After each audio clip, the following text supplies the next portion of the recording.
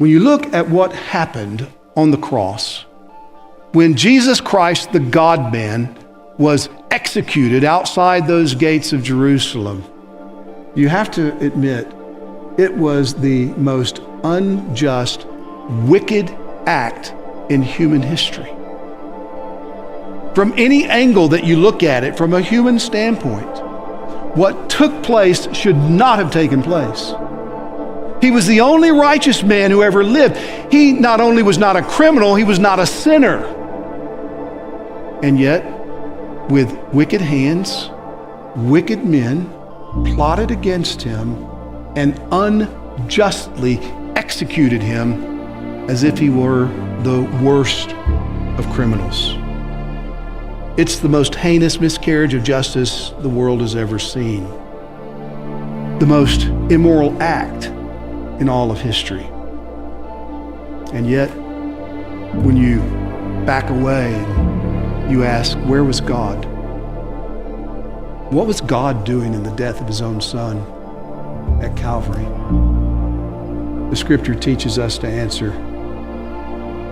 God was present, and he was orchestrating the events.